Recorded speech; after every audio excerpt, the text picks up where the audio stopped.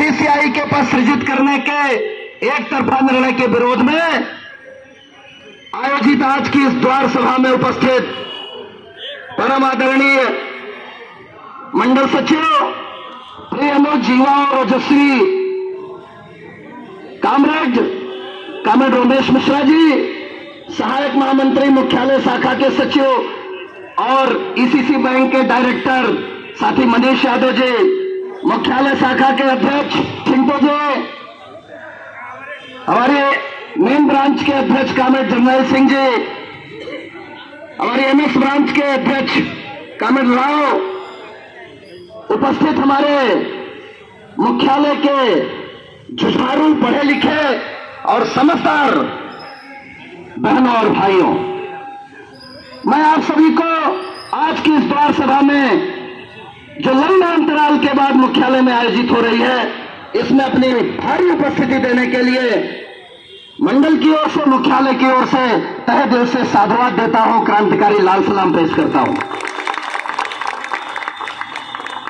मामला क्या है? मामला इतना सा है कि भारत सरकार ने, रेल मंत्रालय ने एक आदेश दिया है कि रेलवे में काम तो बढ़ेगा, टारगेट बढ़ेगा, लेकिन पदों की संख्या नहीं बढ़ेगी। पदों की संख्या नहीं बढ़ेगी, नई भर्तियां नहीं कर सकते। पहले यह तय था कि 2 पद सरेंडर करो, 1 क्रिएट करो। उस पर भी रोक लगा दी डीओपीटी ने और एक आदेश दिया कि सिमिलर ग्रेड पे के पदों को रीडिस्ट्रीब्यूट करके नए पद बना सकते हो। तो हमारे मुख्यालय में बैठे हुए अंधे काने अफसर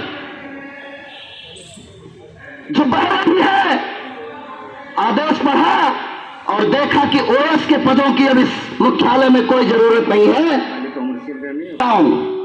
अभी तो ये शुरुआत है कॉमर्शियल की, तो बाकी लोग बड़े प्रसन्न हैं कि हमारे यहां ये खतरा आने वाला नहीं है, लेकिन ये तो कोरोना वायरस है, ये बारी बारी से सबको पकड़ेगा। उन्होंने कह दिया ओएस 4200 जीपी के पदों को सरेंडर करके सीसीआई 4200 के पदों को रीडिस्ट्रीब्यूट किया जाए। यूनियन का सीसीआई के पद बढ़ाने से कोई विरोध नहीं, कोई अंतर विरोध है ही नहीं है। सीसीआई बढ़ने चाहिए, उस कैडर के लोगों को पदोन्नति मिलनी चाहिए, यह तो हमारी बहुत पुरानी मांग है। कई लोग इस बात की अफवाह फैला रहे हैं कि यूनियन सीसीआई के पद बढ़ाने का विरोध कर रही है, ऐसा नहीं है। लेकिन जिन कर्मचारियों का एवेन्यू ऑफ प्रमोशन है ओएस में जाने का, वो प्यून, वो टीएडी के, वो जूनियर क्लर्क, सीनियर क्लर्क बरसों से इंतजार कर रहे हैं ओएस बनने का, चीफ ओएस बनने का, उनका क्या होगा? और जो पद रीडिस्ट्रीब्यूट करके आप बनाने जा रहे हो, उनमें जिनका एवेन्यू ऑफ प्रमोशन है, वहां 4200 जीपी के ढेर पद खाली पड़े हैं। उन पदों को रीडिस्ट्रीब्यूट करके बराबर वहां के कर्मचारियों को, जो हमारे टीटी हैं, टीसी हैं, ईसीआरसी हैं, कॉमर्शियल क्लर्क हैं, कॉमर्शियल के लोग हैं, उनको सीसीआई बनाइए, हम आपका स्वागत करेंगे, गुलदस्ता भेंट करेंगे।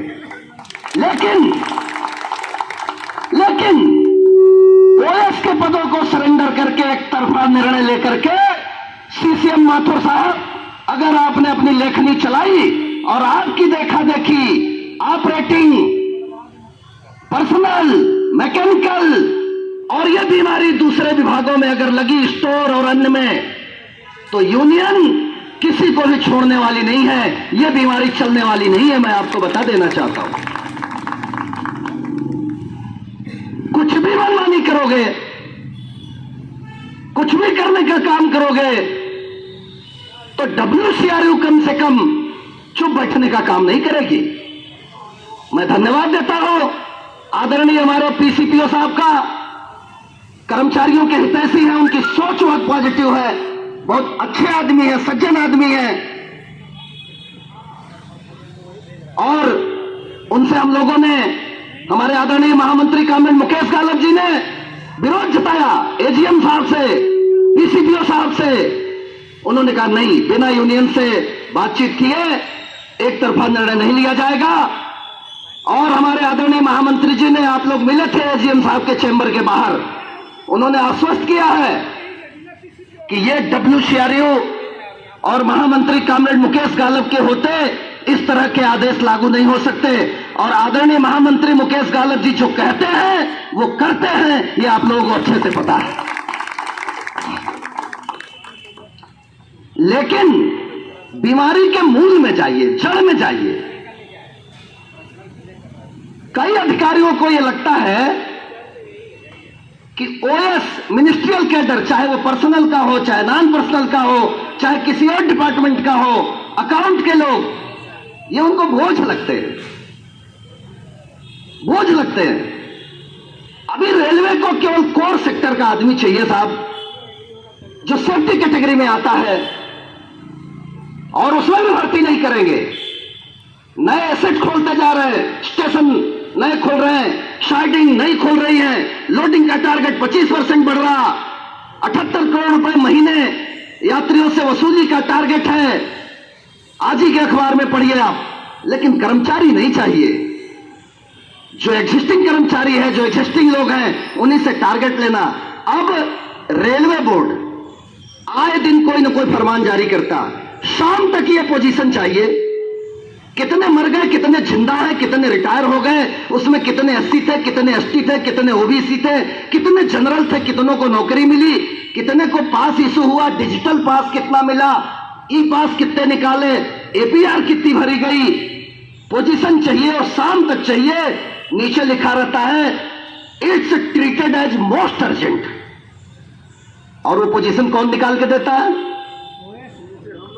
CCM साहब देते हैं, CPO साहब देते हैं, कि COM साहब देते हैं।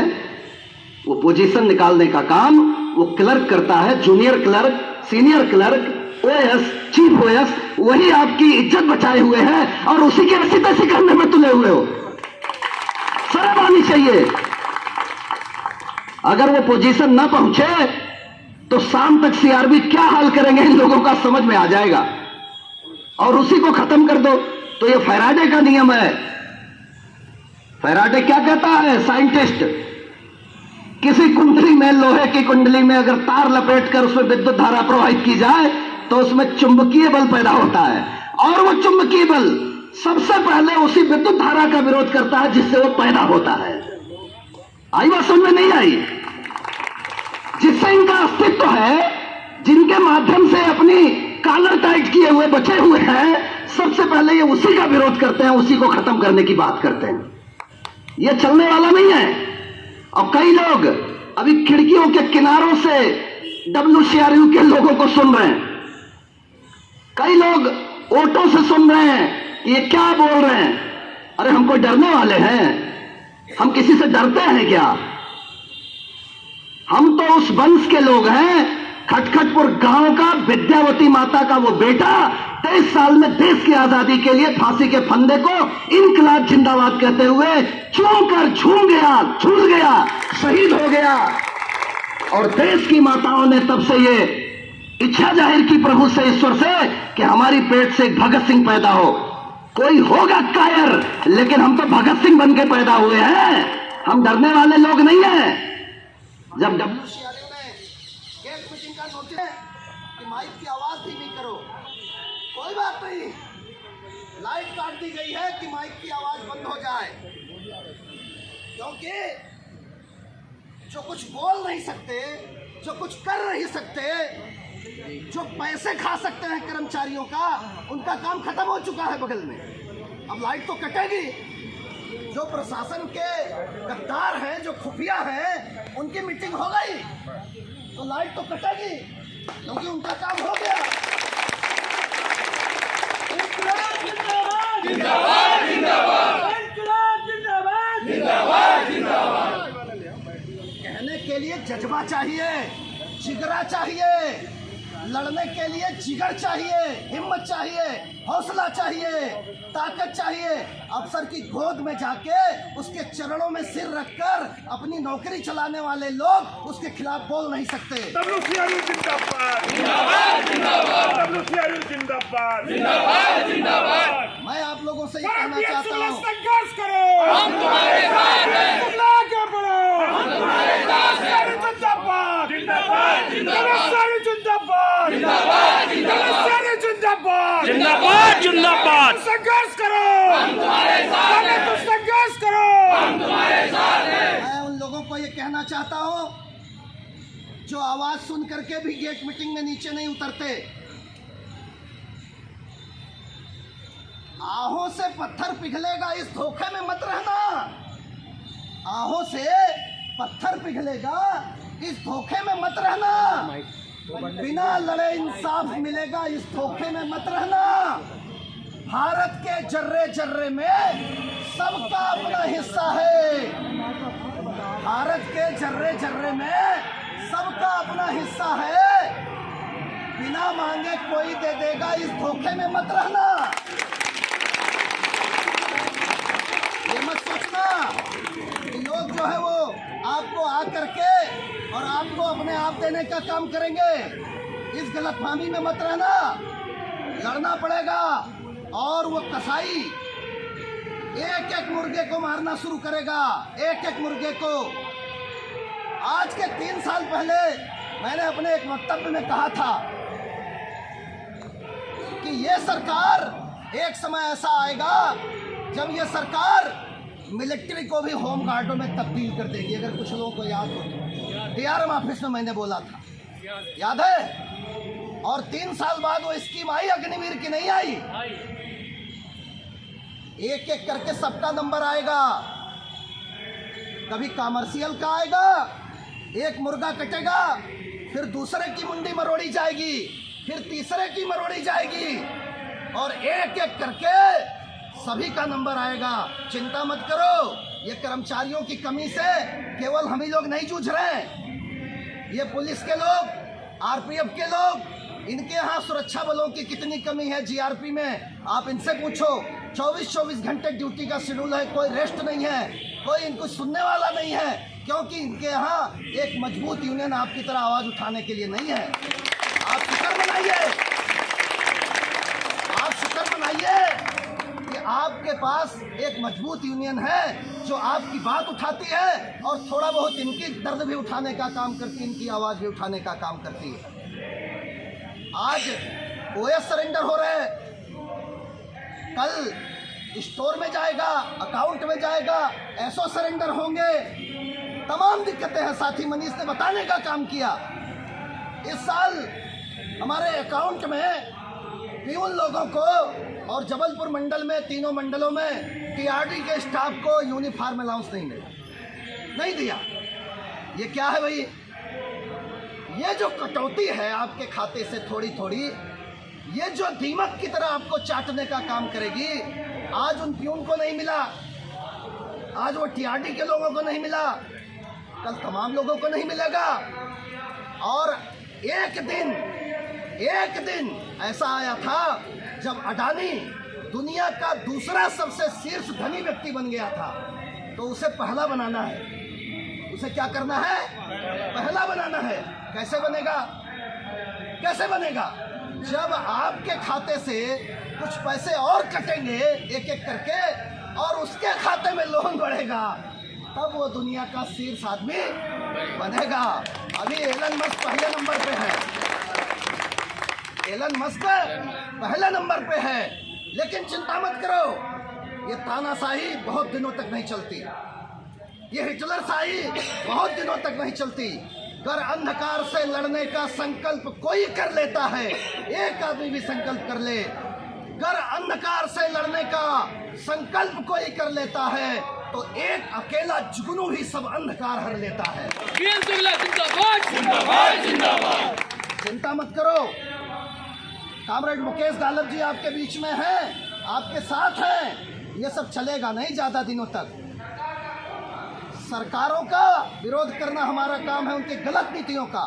सरकार का विरोध नहीं करना, उनकी गलत नीतियों का विरोध करना हमारा काम है। प्रशासन की गलत नीतियों का विरोध करना हमारा काम है, और वो हम मरते दम तक करेंगे। और इस तरह की तानाशाही उनको करने नहीं देंगे, इसमें कोई दो मत नहीं। अरे इधर ही आ जाओ सब। ये आवाज को दबाने की कोशिश है। कोई आपके विरोध में न बोल सके, कोई आपकी तानाशाही के विरोध में न बोल सके, ये उस आवाज को दबाने की कोशिश है।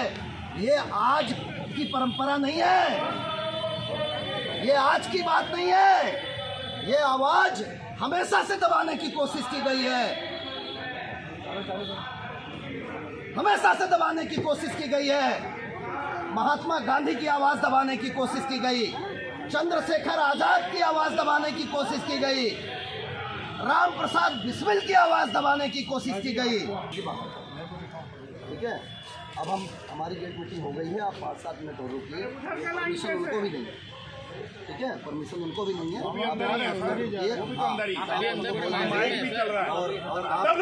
जिंदाबाद।